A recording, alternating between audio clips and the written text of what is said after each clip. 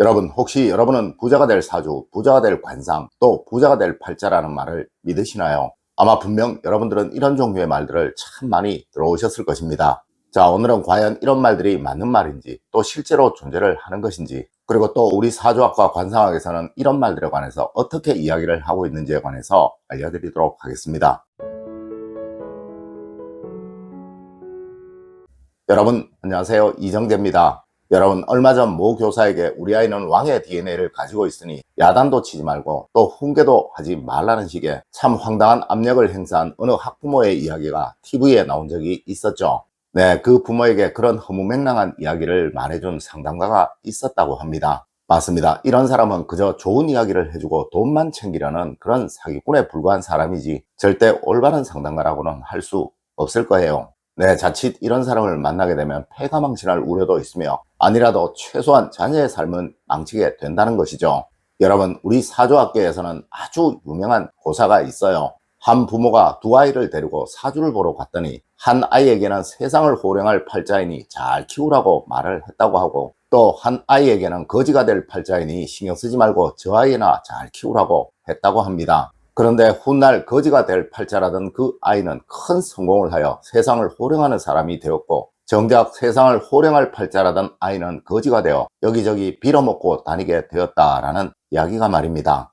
첫 번째로 부자가 될 사주와 거지가 될 사주에 관한 이야기입니다. 여러분, 이건희 회장님은 과연 부자가 될 사주를 가지고 태어나셨던 것일까요? 그분은 정말 세상을 호령할 사주를 가지고 태어나셨던 것일까요? 그럼 과연 이재용 회장님은 어떠한 사주를 가졌길래 저런 많은 재산과 저 거대한 삼성그룹이라는 유산을 물려받을 수 있었던 것일까요? 여러분, 현재 우리나라에 이재용 회장님과 똑같은 사주를 가진 사람들은 약 200여 명 정도가 있습니다. 그럼 그분들은 모두 부모로부터 막대한 유산을 물려받았을까요? 맞습니다. 세상 그 어느 누구도 부자가 될 사주를 가지고 태어난 사람은 없으며 또 거지가 될 사주를 가지고 태어난 사람 역시 없습니다. 여러분, 우리 사주학에서는 이런 말을 하고 있어요. 선천후는 단지 고정된 하나의 음의 기운일 뿐 여기에 어떠한 양의 기운이 더하여지느냐에 의해 결합된 음양의 기운은 완전히 달라지게 된다고 말입니다. 네, 이를 퇴계 선생님은 음양이 합일을 한 후라야 만물이 화생한다 라는 말로 표현을 하셨다는 것이죠. 여러분, 이는 후천운이 훨씬 중요하다는 이야기예요. 네, 이 후천운은 바로 잘 살려고 노력하는 마음과 그에 따른 행동이 첫 번째이며, 또 좋은 배우자를 만나 서로의 기세를 잘 나누고 행복하게 살아가는 것이 두 번째이며, 그리고 좋은 부모를 만나 많은 것을 물려받는 것을 세 번째라고 말하고 있습니다. 물론 여러분들 중에는 세 번째가 제일 좋은데 라고 말씀하시는 분도 있을 거예요. 네, 공짜만 바라는 분이 그렇습니다. 여러분, 첫 번째는 내가 만든 것이고 내가 이룬 것이라 절대 무너지지 않아요 하여 가장 좋은 것이고, 또 두 번째는 아무리 좋은 배우자라도 나중에 문제가 생길 수 있으니 두 번째라고 하는 것이며, 세 번째인 부모로부터 물려받은 것이 좋기는 하나 이것은 언제이든 아주 쉽게 나가버릴 수도 있으니 세 번째라고 말을 하는 것입니다. 맞습니다. 항상 운을 얻을 행동, 또 그러한 마음을 가지시려고 노력을 하세요. 네, 이러한 노력으로 여러분 모두는 큰 운을 다 누리는 사람이 될 수 있으며, 또 이것은 절대로 무너지지 않을 철옹성이 될 것입니다. 두 번째로 부자가 될 관상과 거지가 될 관상에 관한 이야기입니다. 여러분, 정말 많은 분들이 제게 관상 좀 봐주세요 라는 식의 말을 합니다. 네, 이 말이 이제는 아주 지겨울 정도예요. 맞습니다. 이 사람들은 관상이 무엇인지를 모르니 이런 말을 하는 것이지만 저는 이것을 매번 설명을 해야 하니 웬만한 저도 지치더라는 거예요. 여러분, 관상은 미래의 일을 알 수 있는 것이 아니라 지금껏 살아온 삶이 드러나는 것이며, 또 지금 현재 일들이 드러나는 것입니다. 네, 지금껏 여러분이 살아오신 모든 삶의 행로가 드러나는 것이 바로 여러분의 얼굴이라는 거예요. 하지만 간혹 큰 번영을 얻을 사람들의 경우 얼굴에 광채가 나기도 합니다. 네, 이를 상학에서는 서광이라고 말합니다. 물론 이 서광은 스스로 충분히 만들 수도 있어요. 하여 저는 늘 여러분에게 매번 이런 강의를 해드리는 것이죠. 물론 제가 지금껏 해드렸던 조언을 계속 따라 하셨던 분들은 얼굴이 완전히 달라지셨을 거예요. 맞습니다. 이 서광을 만드는 방법을 알려주는 학문이 바로 상학인 것입니다. 여러분, 매일 웃는 연습을 하세요. 여러분, 매일 이마를 깨끗이 씻고 활짝 펴는 연습을 하세요. 여러분, 절대 찡그리거나 화를 내지 마세요. 여러분, 어떠한 일이 있어도 절대 급하게 마음먹지 마시고 여유로움을 잃지 마세요. 네, 이것이 바로 얼굴에 서광이 생기도록 만드는 방법인 것입니다.